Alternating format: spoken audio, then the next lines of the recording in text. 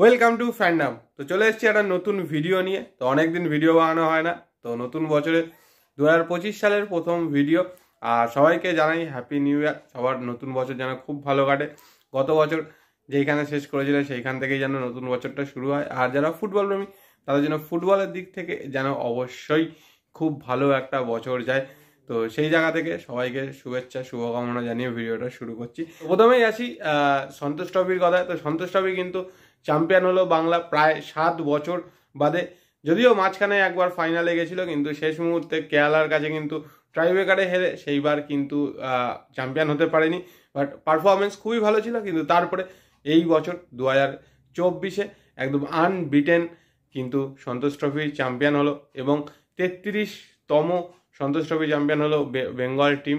এবং বলে রাখি, এই বেঙ্গল টিমের কোচ জানো সঞ্জয় সেন অসাধারণ একজন কোচ, এবং তার সাথে প্রত্যেকটা প্লেয়ার প্রত্যেকেরই কিন্তু সমান কৃতিত্ব এই জয়ের জন্য। এবং যেটা সবচেয়ে বড় কথা, সরকারের তরফ থেকে জানানো হয়েছিল যে এই দলের 22 জন ফুটবলার যারা সন্তোষ ট্রফিতে মানে মেন রাউন্ডে খেলেছে প্রত্যেকেই কিন্তু সরকারি চাকরি দেওয়া হবে। এবং সেই মতোই কিন্তু গতকাল আইএফএ অফিসে এসে কিন্তু সরকারি দপ্তর মানে ক্রীড়া দপ্তর থেকে কিন্তু এসে তাদের সবার কাছ থেকে যেই রকম নথিপত্র নেওয়া হয় এবং তার সাথে তাদের যে ফর্ম ফিল আপ করা হয় সেগুলো কিন্তু করা হয়েছে।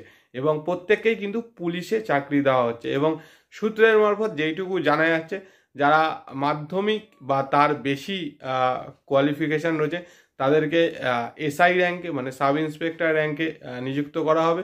যাদের মাধ্যমিকের কম কোয়ালিফিকেশান রয়েছে তাদেরকে প্রথম দিকে কনস্টেবল এবং তাদের 6 বছর সময় থাকবে। যদি তার মধ্যে তারা কোয়ালিফিকেশান বাড়াতে পারে তাহলে কিন্তু অবশ্যই তাদের প্রমোশন হবে।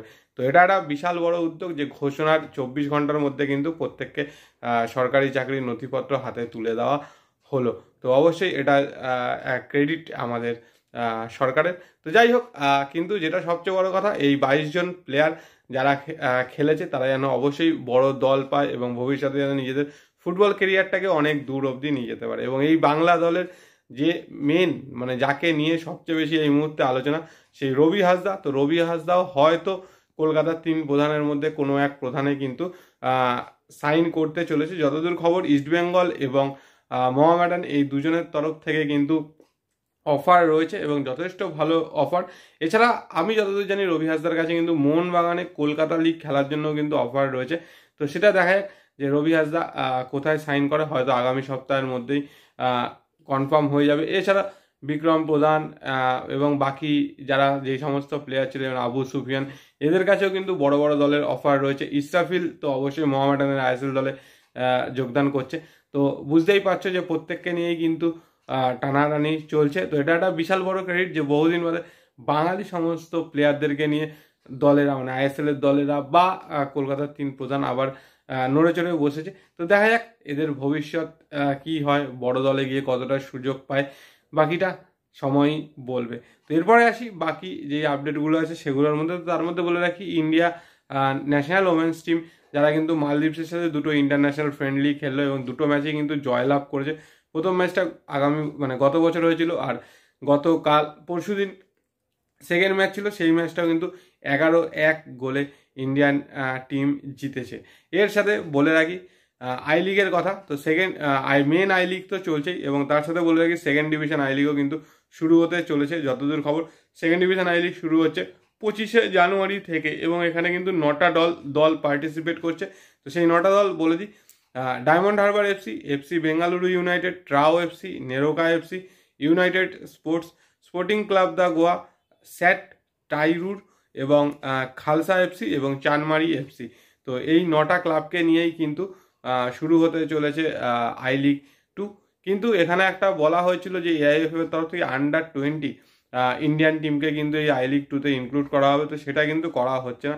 অফিসিয়ালি কিন্তু এই 9টা টিমেরই নাম এখনও অবধি জানানো হয়েছে। এবং তার সাথে বলে রাখি আন্ডার-17 এএফসি মানে ইউথ লিগও কিন্তু শুরু হচ্ছে, এবং সেখানে গ্রুপ এতে কিন্তু কলকাতার সব দল রয়েছে। সেটার ফিক্সচার এখনও আমরা পাইনি, তো পেলে কিন্তু অবশ্যই জানিয়ে দেবো। এর সাথে বলে রাখি রিলায়েন্স ফাউন্ডেশন ইউথ লিগের আন্ডার-15 টুর্নামেন্টও চলছে।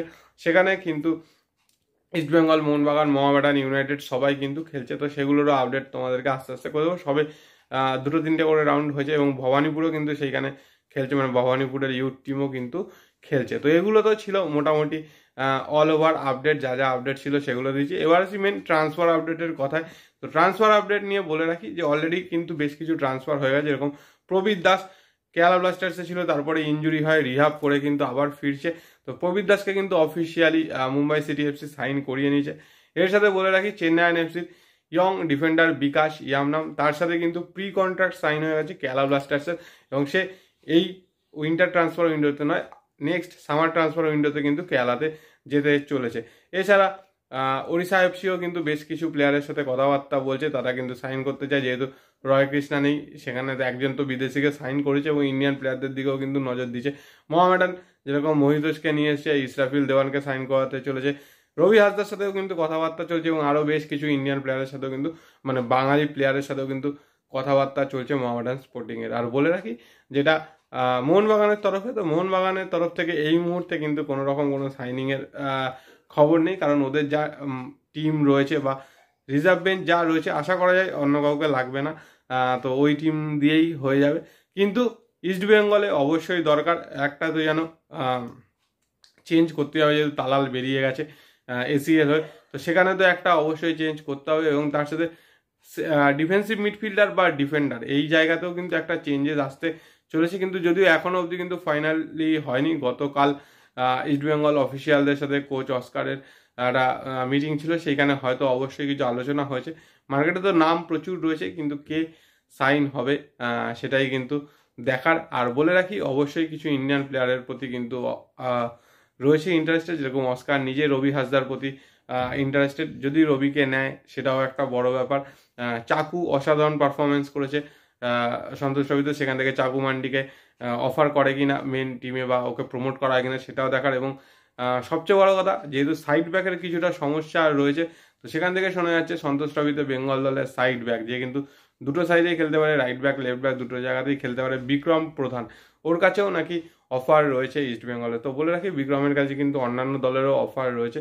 তো এগুলো তো দেখা যাক, বিভিন্ন দলের বিভিন্ন অফার সমস্ত প্লেয়ারের কাছে রয়েছে, তো আলটিমেট কি হয়। আর ইস্টবেঙ্গল নতুন কি কি সাইনিং করে সেগুলোও কিন্তু দেখার। এবং তার সাথে বলে রাখি আরেকটা কথা, যেটা ইস্টবেঙ্গলের এই মুহূর্তে যারা প্লেয়ার রয়েছে, তাদের কিছু কিছু প্লেয়ারের প্রতি কিন্তু অন্যান্য আইএসএল দলরাও আগ্রহী। তো সেইগুলো নিয়ে এই মুহূর্তে কিছু বললাম না, তো যেরকম জানতে পারবো অবশ্যই পরে আবার ভিডিও বানিয়ে তোমাদের সাথে শেয়ার করে দেবো। তো এগুলোই মোটামুটি আপডেট ছিল, যা যা আপডেট ছিল শেয়ার করলাম। তোমাদের কি বক্তব্য অবশ্যই কমেন্ট সেকশনে কমেন্ট করে বানিও, আর অনেক দিন বাদে ভিডিও বানাও, তো অবশ্যই লাইক শেয়ার তো করে। তো চলো আজকের মতো টাটা।